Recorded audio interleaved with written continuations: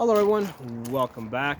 Today I'm going to talk to you guys about Rittenhouse's use of the forward assist on his AR rifle the night that he was being attacked. Okay, so I did not know about this until I saw a segment from an interview that he did. So what happened is he was being attacked by one person, shot him, went to shoot the next person that was attacking him. Gun didn't work. He looked down and he saw that the bolt was out of battery, the way you see it right there. Right, his might have been a little bit more out of battery, I don't know. And what he did is he pressed on the forward assist, put the bolt back into battery, and shot the next guy that was pointing a gun at his head. Okay, this is very interesting because a lot of times people have debated the usefulness of having a forward assist on an AR-15. Okay, so we're going to get into that. There's another way to get the gun back up and running. We're going to compare the two. But first, let me get this gun into the configuration that Rittenhouse had that night. So right now I have this set up in a 2-point sling, right, at the two ends over here. This is really convenient for me because most of the time I'm walking through the woods, so I'm traveling to different shooting positions, right? So normally if I'm moving around, I want the gun like that so I can hold things, and basically it's better balanced, okay? And from here I'm able to retrieve the gun, bring it up where I need it, all that stuff, okay? So this is a really convenient way for my situation, okay? Now, if you're gonna be in a close combat type of situation where people all over the place behind you, or in a situation where you get knocked down, this setup can be a little awkward. So if I'm sitting on the ground the way Rittenhouse was at one point, right, after he was knocked to the ground, and let's say there's a bad guy behind me, in order to get the gun back around that way, I pretty much have to get my arm out of the sling so I can bring the gun around. Okay, the problem with this is once my arm comes out of the sling, if somebody grabs the gun, they could pull this over my head. So having my arm through it, basically is a lot more secure, but it can limit my ability to swing the gun back behind me. Okay. So the setup that Rittenhouse had, he had a single point sling, and the nice thing about my setup here is that it can easily convert to a single point sling. So I'm gonna, because I got this, first let me show you guys, I got this end plate over here. It's a QD end plate. All right, so what that allows me to do is take this mount out of the stock. Okay, I'm gonna put that in there. Gotta give it a little twist to make sure that the teeth catch. Good. Now I'm going to take this out, and there's a little mounting spot right there. Put that in there. Good. So now, voila, I'm at a single point sling. So from here, it's really easy for me to swing the gun all over the place. If I'm laying on the ground, I can bring it up that way or this way. So this gives me great mobility. So this is a great position to keep the gun in if you're going to be fighting, right? Especially in a close quarter combat.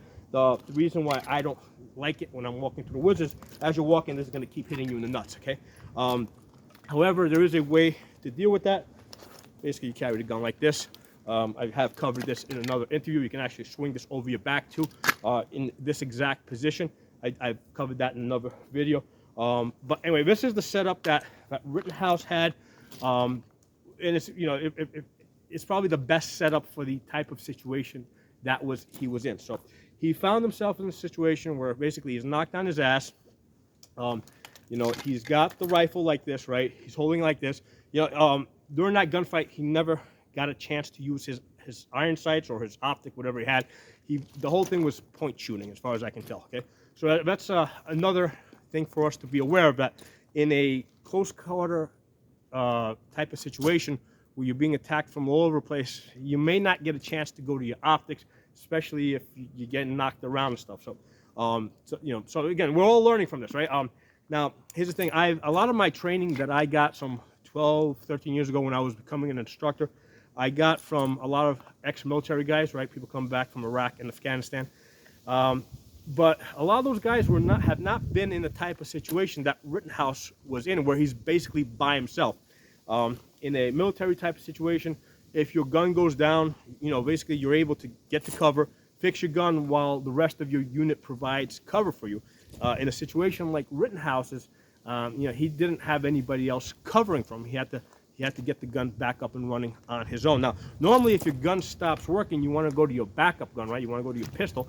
However, in Rittenhouse situation, he couldn't have a pistol because he was 17 and the law didn't allow him to have it. So he didn't have a backup gun. He only had one gun, a rifle, which he had to get back up and running.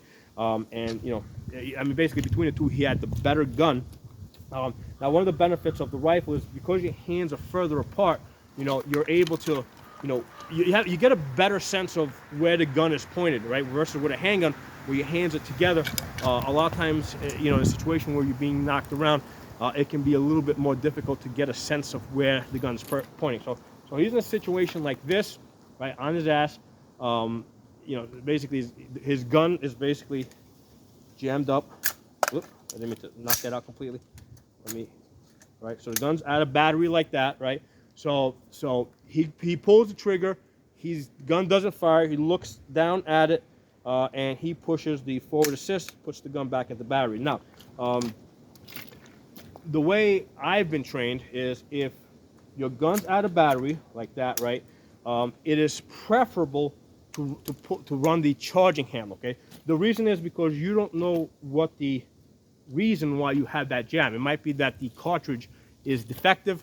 So basically the solution that's going to work under all circumstances is to just pull this out, get the next round into battery, okay?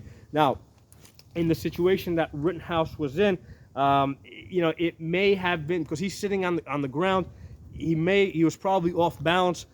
I can see why, you know, after he looked at it, it was probably a lot easier to do this.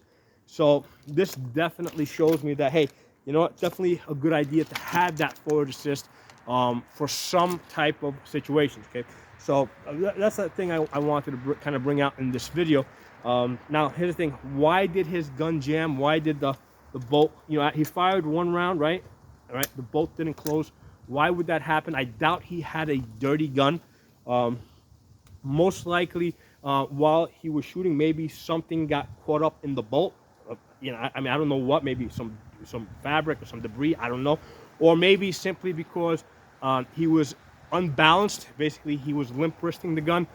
You know, that can cause a jam as well, right? So that's another possibility, because I see it pretty often with pistols, where people limp wrist the pistols. It doesn't happen that often with rifles, but it can happen, okay? Because the gun, you know, basically the gun has to stay steady while the bolt is running back and forth. Usually the mass of the rifle is enough to keep it in place while the bolt is running back and forth. But you know, maybe he was in a situation where he was falling, whatever. The bolt didn't close. He needed a way to get the gun into battery, so he pushed forward assist. But like I said, it's preferable if the bolt doesn't close. You don't know why it didn't close. You probably want to do that, right? Because now you know it's going to work. You know, because you don't know if there's something wrong with that bullet or that round, whatever. So that's the main thing I wanted to bring out of this. So a couple of things that we've learned out of this trial. I plan to do a separate video on that. First thing, we learned that prosecutors can be real a-holes. Okay, we do have an adversarial system, right? Which means that, you know, the prosecutors on one side, the defense lawyers on the other, and they're both supposed to go at it, you know, hard, right?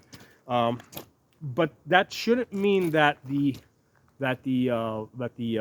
prosecutor has free reign to overcharge or to intentionally trample on somebody's rights, right? Because we saw that first we had a situation where he was definitely being overcharged, right? This was definitely not a premeditated murder, okay? And secondly, we saw that the prosecutor, he tried to bring attention to the fact that Rittenhouse chose to remain silent after he was arrested, which is his right, which is absolutely the correct thing to do. He knew that he should, you know, and he should not have gone into that area. The judge did ream him out for that. The problem there is that that's a very common thing, right? Prosecutors will typically do that because from the position that the prosecutor takes is that, you know, I'm going to come in at the highest possible level of offense because I expect the defense to come in at the highest level of defense. However, that's, you know, the defense doesn't always have that strong a position, right? the lawyers that Rittenhouse had were very high-paid lawyers, right? If I was to guess, right, and I'm using my background as an accountant here, if I was to guess, I'd say that defense cost at least $500,000, right? Because you have two lawyers, right? And they really went all out. They said they ran 2 mock jury trials, right, to see what kind of responses they would get, to test Rittenhouse. So, defense lawyers normally don't go to that extreme, okay? So you can expect that 90% of the population is not going to get a defense team to that caliber, okay? So the first thing that came out of this trial is that there should be some type of ethics standards for prosecutors. They should not be overcharging, and they should not be intentionally trampling on people's rights, okay? Second thing that's come out that's pretty obvious is that the benefits of a single point sling in a mob situation where you might need to be pointing the gun in all these weird directions, okay? So that's the second thing that came out of it. And the third thing that's come out of it, I'm sure there's a lot of other things that came out of it. I'm just going through things as they come to my mind now. Third thing that's come out of this for me is that the gun may jam up. I don't care how clean you keep it. You might get a jam, so you have to practice unjamming the gun. I give Rittenhouse a lot of credit for being able to, I was going to say think on his feet, but it was actually thinking on his ass, okay? So he was able to think on his ass sitting down on the ground, basically look at the gun, figure out what the problem is, come up with a quick solution, get the gun back up and running, and save his life. So I give the kid a lot of credit for that. I have to say that, most people don't practice those type of exercises, and even people that do, like myself, until you've been in that situation, you don't know what you're going to do. You don't know how you're going to handle that kind of stress. First of all, in my case, I'm 50 years old. My eyes aren't that good. At night in the dark, am I even going to be able to see that the ejection port is jammed up? Probably not, all right? So I would kind of resort to the tap, rack, and that would probably get the gun back up and running for me. That's kind of like my fallback too, right? That will fix most problems. Also, if I'm carrying a rifle, I would definitely be carrying a backup gun because guns do jam up. Hey, I see it all the time, okay? And I think the fourth thing that came out of this is the benefit of having a rifle where your hands are further apart, right? Because if you have a pistol, and I see this all the time with people, even people that do shoot somewhat regularly, right? When they come out of the holster with a handgun, a lot of times people they don't have a sense of where the gun's pointing. They'll come out like this, especially definitely with new shooters, they don't have a sense of where the gun is pointing. With the rifle, because your hands are further apart, right? You have a better sense of where the gun is pointing. So Rittenhouse, even on the ground on his ass, he was able to aim the rifle. Okay. So those are the 4 things that come to mind that we have learned from this unfortunate situation that Rittenhouse was in. If you guys have anything to add, please put it in the comment section. Look forward to hearing your ideas, your thoughts. Maybe you guys saw something that I didn't see or haven't seen yet. But I think this is a really good tactical study case, because this is probably the type of situation that most civilians are more likely to be in. If somebody's, let's say, attacking them in their house, I mean, you can kind of take that situation, move it indoors, right? If somebody's breaking, you got people coming in through your windows, right? Being attacked from multiple directions. This is probably a more likely type of situation versus a combat situation where, let's say, you're in a wedge formation or something like that. So yeah, definitely drop some comments below. If you're not a member of the channel, subscribe. Hit that bell button so you get the notifications. I'll talk to you guys soon. And also hit that thumbs up button. It helps bring more people to the channel, gives the videos more viewership. Bye-bye, everyone.